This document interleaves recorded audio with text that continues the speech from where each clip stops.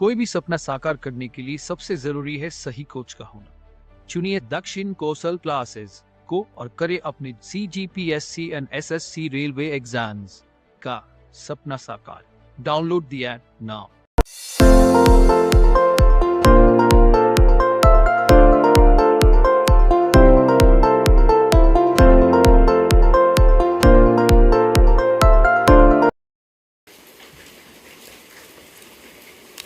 चलिए, आज हमको जो बात करना है जिस सब्जेक्ट के बारे में वो है छत्तीसगढ़ राज्य निर्माण का क्रम, है ना, या निर्माण का इतिहास।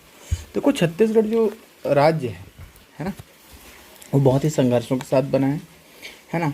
इसकी पृष्ठभूमि अलग रही है, कैसे राज्य का निर्माण हुआ, कैसे इस भूभाग का जो गठन है वर्तमान जो आपको देखने को मिलता है नक्शा, वो कैसे हुआ, इसकी कहानी लंबी है। लेकिन अगर हम इसको एग्ज़ाम पॉइंट ऑफ व्यू से समझने की कोशिश करेंगे तो हमको ये चीज़ें आसान लगेगी और ये जो हिस्ट्री है वो थोड़ी सी हमारे लिए सरल हो जाएगी। ठीक है, तो मैं ज़्यादा डिटेल में ना करके एकदम शॉर्ट में हम यहाँ पर समझने की कोशिश करेंगे कि भाई छत्तीसगढ़ जो राज्य है उसका निर्माण कैसे हुआ। ठीक है, तो देखो, सबसे पहले किसी भी क्षेत्र या राज्य के निर्माण के इतिहास के बारे में अगर हमको जानकारी चाहिए तो सबसे पहले उसको देखना पड़ता है कि भाई उसका भौगोलिक जो बैकग्राउंड है वो कैसा रहा, है ना। तो जहाँ से क्वेश्चन जो आएंगे आपके, वो सबसे पहले यहाँ से पूछेगा कि भाई छत्तीसगढ़ में, है ना, 1741 में होता क्या है कि इनडायरेक्ट मराठा रूल स्टार्ट होता है ना। इनडायरेक्ट मराठा रूल, यहाँ पर कलचुरियों को शासन होता है। कलचुरियों को खदेड़ कर, रघुनाथ सिंह को खदेड़ कर भास्कर पंथ क्या बनता है यहाँ, है ना, मराठा साम्राज्य का क्या करता है, नींव रखता है ना।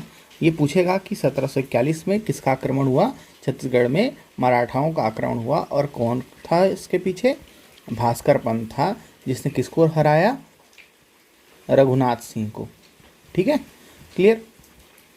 अब देखिए, ये इतिहास में इसलिए बता रहा हूँ क्योंकि जब 1778 में, देखो 1758 में क्या होगा, रघुनाथ सिंह के बाद मोहन सिंह बनेगा शासक और 58 में डायरेक्ट मराठा रूल आ जाएगा छत्तीसगढ़ में।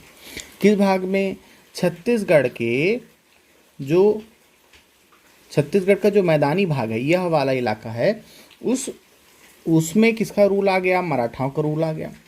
लेकिन अभी भी छत्तीसगढ़ का यह जो दक्षिणी भाग है ना, बस्तर वाला क्षेत्र है, दंडकारण्य क्षेत्र है, वो अभी भी छत्तीसगढ़ का हिस्सा नहीं बना हुआ है। ठीक है, क्लियर है। तो फिर क्या होता है कि बात है 1778 की, है ना।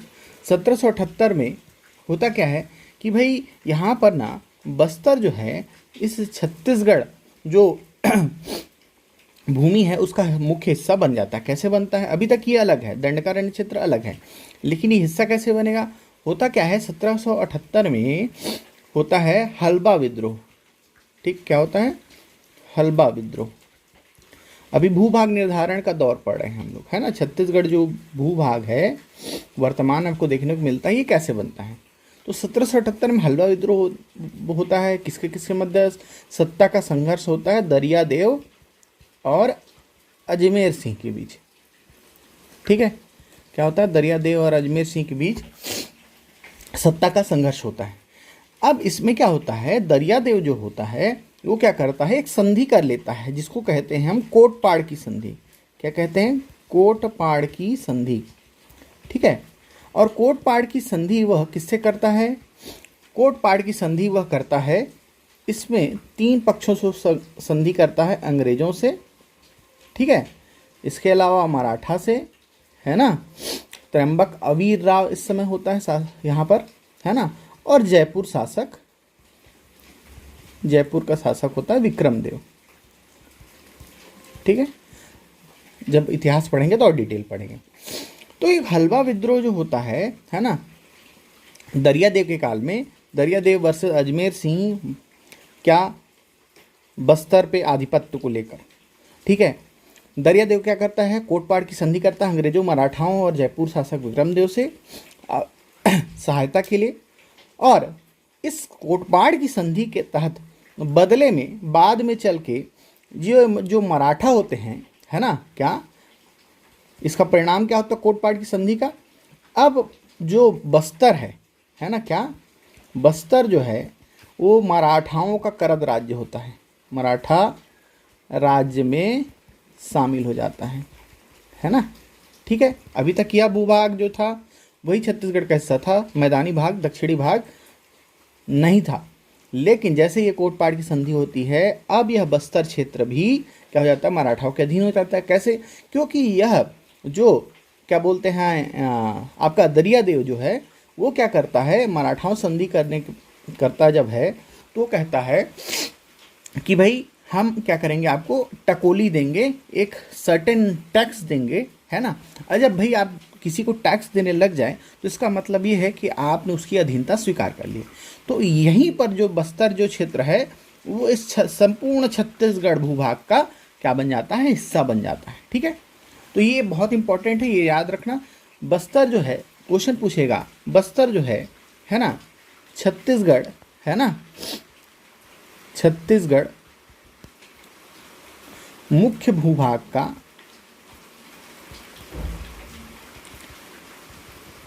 हिस्सा कब बना? तो भाई 1778 की कोटपाट संधि के बाद जो है बस्तर जो है छत्तीसगढ़ भूभाग का अभिन्न हिस्सा बन गया। क्लियर? अब सीधे हम लोग आगे चलते हैं और यहाँ पर देखिए आगे बहुत सारी चीज़ें होंगी भाई। यहाँ पर सूबा शासन आएगा, इंडायरेक्ट ब्रिटिश रूल आएगा, रघुजी तृतीय अवयस्क थे उस काल में, और उसके बाद क्या होगा, री रूल ऑफ मराठा आएगा। रघुजी तृतीय फिर से क्या करेंगे, सत्ता संभालेंगे, और बाद में उनकी मृत्यु के पश्चात सत्ता का हस्तांतरण होगा अंग्रेजों को, ठीक है। अब देखिए यहाँ तक तो समझ में आया कहानी आपको कि जो मुख्य भूमि का हिस्सा अब बन चुका है दंडकारण्य, ठीक है। जो महानदी वाला क्षेत्र है, मैदानी जो क्षेत्र है, उसका हिस्सा बन गया कौन, बस्तर क्षेत्र, ठीक है। अब होता क्या है, अंग्रेजों के काल में 1861 में 1861 में, ठीक है, 1861 में क्या होता है, छत्तीसगढ़ जो है वो क्या बनता है जी, मध्य प्रांत का हिस्सा बनता है ना। मध्य प्रांत का गठन होता है ना, क्या मध्य प्रांत का गठन होता है, और छत्तीसगढ़ इस मध्य प्रांत का क्या बनता है, हिस्सा बनता है, ठीक है। क्या छत्तीसगढ़ इसमें शामिल था मध्य प्रांत में, ठीक, 1861 में। मैं आपको बताऊंगा मैं। फिर 1862 में क्या होता है, 1862 में जो छत्तीसगढ़ जो है उसको इस मध्य प्रांत का, है ना, एक संभाग बना दिया जाता है। तो छत्तीसगढ़ संभाग का गठन कब किया जाता है, 1862 में। तो क्वेश्चन अगर पूछे कि भाई मध्य प्रांत का गठन कब हुआ, तो 1861, या छत्तीसगढ़ मध्य प्रांत का हिस्सा कब बना, तो 1861। छत्तीसगढ़ संभाग का गठन कब हुआ, तो 1862। और कभी कभी आपको रायपुर संभाग का गठन भी पूछेगा, है ना, तो भी ये कब आएगा, 1862, 1862 में ही रायपुर संभाग का गठन होता है। क्लियर? ये चीज़ ध्यान रखना है आपको, ठीक है, क्लियर। अब देखो छत्तीसगढ़ जब संभाग बना तो इसके अंतर्गत ना दो राज्यों के 3 जिले शामिल हैं। अभी वर्तमान स्थिति देखें ना, तो छत्तीसगढ़ वर्तमान जो भूभाग है उसके 2 जिले, एक तो आपका बिलासपुर और दूसरा रायपुर, इसको शामिल किया गया इसमें। इसके अलावा वर्तमान में जो उड़ीसा है ना, उड़ीसा का जो संबलपुर है, ये भी इसका हिस्सा था, ठीक है। तो अगर आपको पूछे कि छत्तीसगढ़ संभाग के गठन में कितने जिले थे कुल, तो 3 जिले थे, लेकिन वर्तमान छत्तीसगढ़ भूभाग के 2 जिलों को शामिल किया गया था, ये ध्यान रखना, बिलासपुर और रायपुर। क्लियर? समझ में आ रहा है? तो यहाँ पर 2+1 की स्थिति है यहाँ पर। क्लियर? अब देखिए ये जो आपको यहाँ पर मैप दिख रहा है ना, ये छत्तीसगढ़ उस समय तत्काल समय में, है ना, उस समय कुछ ऐसा दिखता था। यह जो मैप आपको दिख रहा है यहाँ पर, ठीक है। तो छत्तीसगढ़ संभाग का गठन होता है। आप देख सकते हैं यहाँ पर कौन कौन से, यहाँ पर देखो बिलासपुर है ना, ये संबलपुर है और ये रायपुर जिला है। इस तरह से आपको 3 जिले यहाँ पर देखने को मिल रहे हैं।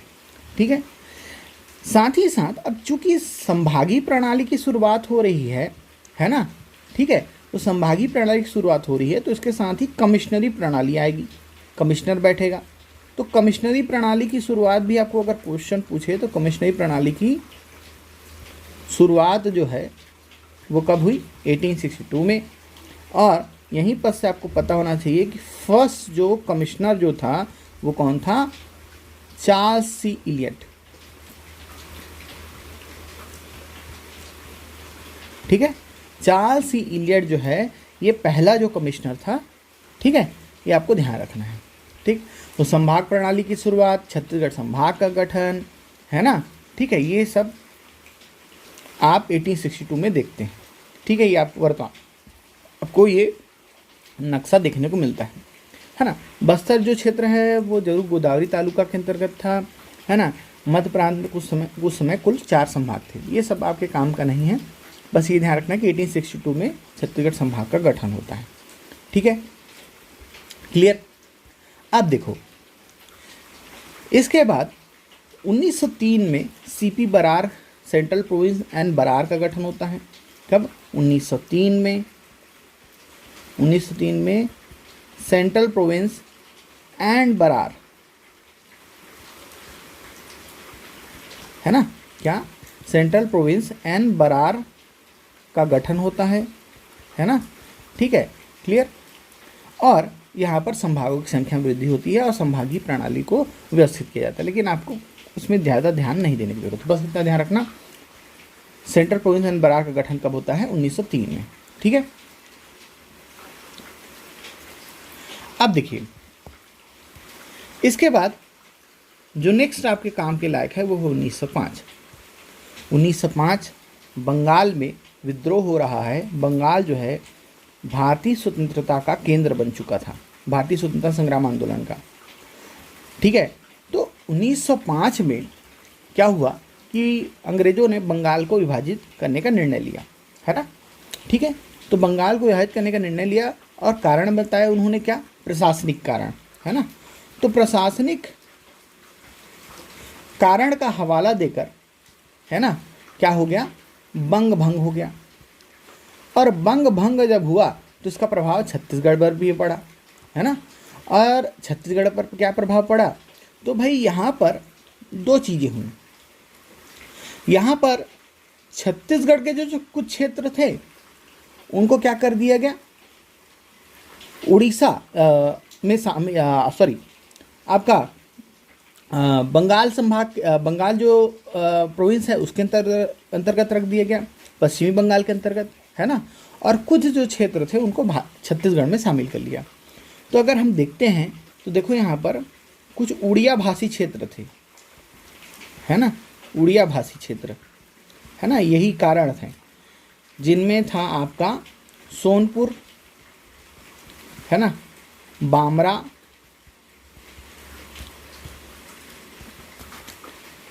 संबलपुर, पटना और 5वां है रायराखोल।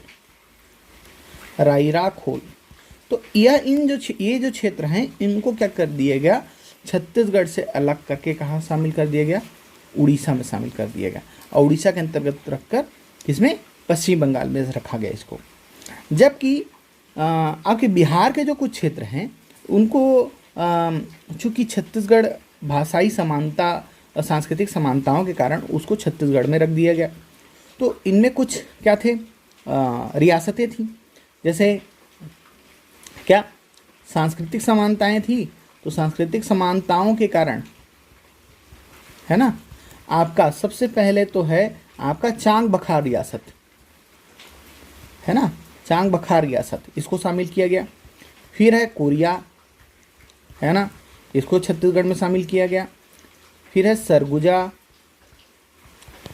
फिर है आपका जसपुर और 5वां है आपका उदयपुर।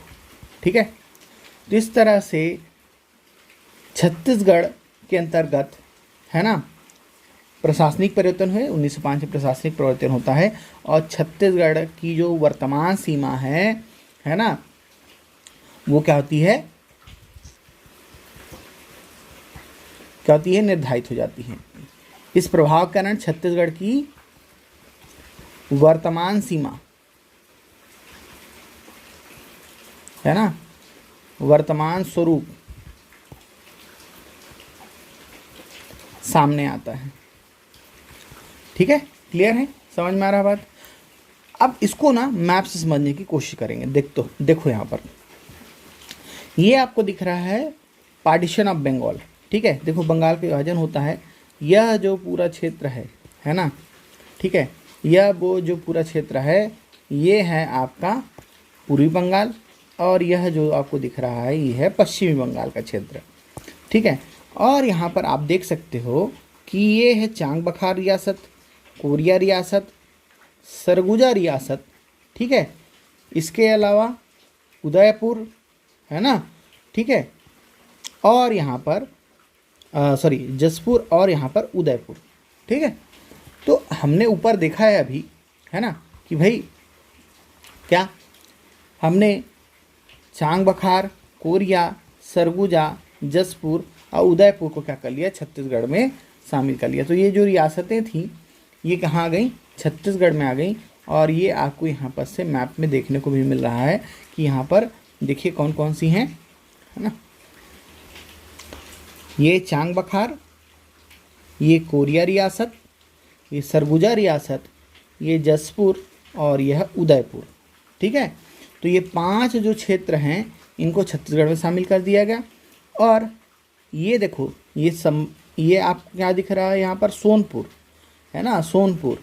ठीक है, ये बामरा, ये संबलपुर, ठीक है, ये पटना क्षेत्र, और ये है कालाहांडी, है ना। ठीक है, तो इन क्षेत्रों को क्या कर दिया गया, किसमें शामिल कर दिया गया जी, आपके उड़ीसा में शामिल कर दिया गया। आधार क्या था, भाषाई समानता। ठीक है, क्लियर है, यहाँ तक आपको समझ में आया। अब देखो यहाँ से हम आगे बढ़ते हैं।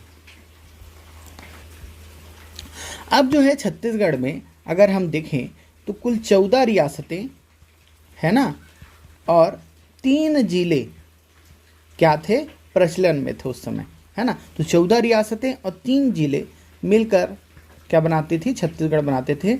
और छत्तीसगढ़ का जो रेखा क्षेत्र है यहाँ से सुस्पष्ट हो गया 1905 में। होता क्या है उसके बाद 1918 में, है ना, 1918 में होता क्या है, पंडित सुंदरलाल शर्मा जो थे, सुंदरलाल शर्मा, ठीक है, क्लियर, इन्होंने ना एक अपनी एक पांडुलिपि थी, उसमें छत्तीसगढ़ का जो रेखा चित्र है या उसकी बाउंड्रीज जो है उसको स्पष्ट करते हुए वो कहते हैं कि भाई जो छत्तीसगढ़ जो भूभाग है ना वो क्या नर्मदा नदी के, है ना, क्या नर्मदा के, है ना, दक्षिण में से लेकर, है ना, कहाँ इंद्रावती और ब्रह्माणी तक फैला हुआ है। इंद्रावती और ब्रह्माणी नदी तक फैला हुआ है। सीमा बता रहे हैं कि भाई सुंदरलाल शर्मा कह रहे हैं कि छत्तीसगढ़ जो है नर्मदा नदी के दक्षिण की ओर इंद्रावती और क्या ब्रह्माणी तक विस्तृत है, ऐसा कह रहे हैं कौन, सुंदरलाल शर्मा, है ना। और कहते हैं कि भाई जिसके पश्चिम में इस पश्चिम में कौन सी नदी, वेनगंगा नदी बहती है ना, गोदावरी की सहायक नदी वेनगंगा, तो वेनगंगा बहती है। और क्या, जहाँ गढ़ नामची ग्राम है और सिंह बाजा का प्रचार है, स्त्रियां जहाँ पर पहनावे में केवल एक साड़ी पहनती हैं, जहाँ धान की खेती होती है, वही क्षेत्र क्या है, छत्तीसगढ़ है। तो पंडित सुंदरलाल शर्मा छत्तीसगढ़ का सुस्पष्ट रेखा चित्र खींचते हैं पहली बार। इसी के कारण, है ना, छत्तीसगढ़ राज्य की प्रथम परिकल्पना करने के कारण, है ना, छत्तीसगढ़ के प्रथम, है ना, स्वप्न दृष्टा कहलाते हैं।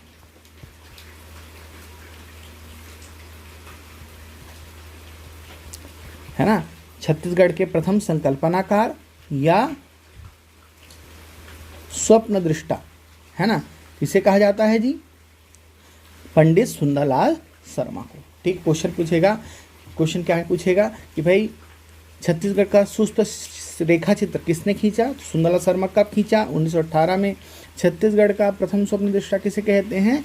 तो सुंदरलाल शर्मा कहते हैं। क्लियर। 1918 के बाद 1924 में, है ना, 1924 में क्या होता है? रायपुर जिला परिषद की बैठक होती है। क्या? रायपुर जिला परिषद की क्या होती है? बैठक होती है। अब यहाँ से डेट को ध्यान रखना। हमने देखा 1778, है ना, बस्तर संभाग छत्तीसगढ़ में शामिल। 1905 प्रशासनिक 1861 छत्तीसगढ़ संभाग गठन। 1862 मध्य प्रांत में छत्तीसगढ़ शामिल हुआ। 1861 1862 में छत्तीसगढ़ संभाग का गठन होता है। फिर 1905 में प्रशासनिक परिवर्तन होता है, वहाँ पर क्षेत्रों का अदल बदल होता है। फिर 1918 में पंडित सुंदरलाल शर्मा छत्तीसगढ़ का स्वप्न देखते हैं। 1924 में रायपुर जिला परिषद की बैठक में पहली बार छत्तीसगढ़ की मांग की जाती है, अलग छत्तीसगढ़ प्रांत की मांग की जाती है। किसने, कौन करता है? तो भाई कौन करता है? वामन राव लाखे। वामन राव लाखे क्या करते हैं? अलग छत्तीसगढ़ प्रांत की मांग करते हैं। ठीक है, इसका प्रस्ताव कौन देता है जी? है ना, मांग वामन राव लाखे, और प्रस्ताव पारित करते हैं यति यतन लाल, है ना। ठीक है, समझ में आ रहा बात? तो यति यतन लाल क्या करते हैं? प्रस्ताव देते हैं। ठीक है, क्लियर, यहाँ तक समझ में आया। फिर उसके बाद 1925 आता है, 1925 में क्या होती है? छत्तीसगढ़ सुधी संघ की स्थापना होती है। छत्तीसगढ़ सुधी संघ की क्या हो रही है? स्थापना हो रही है। ठीक है, ज़्यादा कुछ खास नहीं है। फिर पूछा जाता है आपको क्वेश्चन कि भाई कब छत्तीसगढ़ निर्माण हेतु आनंद समाज लाइब्रेरी में बैठक होती है? तो 1929 में आनंद समाज लाइब्रेरी में, रायपुर में, है ना, आप देखने को मिल जाएगा अभी भी, है ना। तो आनंद समाज लाइब्रेरी जो है ना, ठीक है, वहाँ पर क्या होती है? बैठक होती है। किस लिए? छत्तीसगढ़ निर्माण के लिए, है ना। ठीक है, फिर 1939, इसके 10 साल बाद 1939 में, ये आपको ध्यान रखना मोस्ट इम्पॉर्टेंट है, क्वेश्चन पूछता जाता है कि भाई किस कांग्रेस अधिवेशन में पहली बार, है ना, छत्तीसगढ़ की मांग की गई थी, छत्तीसगढ़ प्रांत की मांग की गई थी? तो कांग्रेस अधिवेशन कहाँ? त्रिपुरी अधिवेशन होता है। त्रिपुरी माने जबलपुर, है ना, त्रिपुरी जबलपुर के पास ही एक त्रिपुरी गांव था, वहाँ त्रिपुरी में अधिवेशन होता है। किसका? कांग्रेस का, है ना। ठीक है, वहाँ पर प्रथम बार छत्तीसगढ़ प्रांत की मांग की जाती है। ठीक है, त्रिपुरी अधिवेशन में। और कौन करता है? तो भाई पंडित सुंदरलाल शर्मा, स्वतंत्र छत्तीसगढ़ के स्वप्नदृष्टा। ये क्या करते हैं? मांग करते हैं अलग प्रांत की, अलग छत्तीसगढ़ प्रांत की। ठीक है, 1939 में। ठीक है, स्वतंत्रता पूर्व कांग्रेस अधिवेशन में पहली बार छत्तीसगढ़ की मांग 1939 1939 त्रिपुरी अधिवेशन, बहुत इंपॉर्टेंट है, भूलना नहीं है। क्लियर। फिर 1940 में फिर से आनंद समाज लाइब्रेरी में बैठक होती है। इसके बाद 1946 में 1946 में क्या होता है? छत्तीसगढ़ शोषण विरोधी मंच की स्थापना होती है। छत्तीसगढ़ शोषण विरोधी मंच, ठीक है, क्या 1946 में छत्तीसगढ़ शोषण विरोधी मंच की स्थापना होती है। किसके द्वारा? ठाकुर प्यारे लाल के द्वारा। कहाँ स्थापना हो रहा है जी? राजनांदगांव में।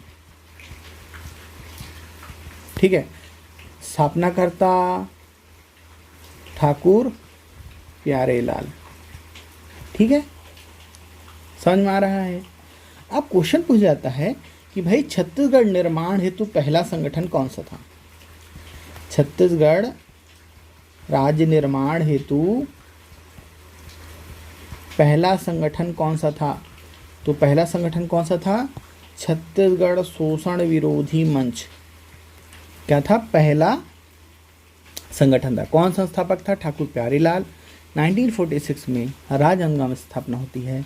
आगे की कहानी हम पार्ट 2 में पढ़ेंगे और देखेंगे, है ना, कि इसके पीछे कहानी क्या थी छत्तीसगढ़ शोषण विरोधी मंच की स्थापना के पीछे, और उसके बाद आगे छत्तीसगढ़ बनता है कि नहीं बनता है जब भारत की स्वतंत्रता होती है, भारत को स्वतंत्रता प्राप्त होती है। ठीक है, तो चलिए मिलते हैं अपन नेक्स्ट पार्ट में।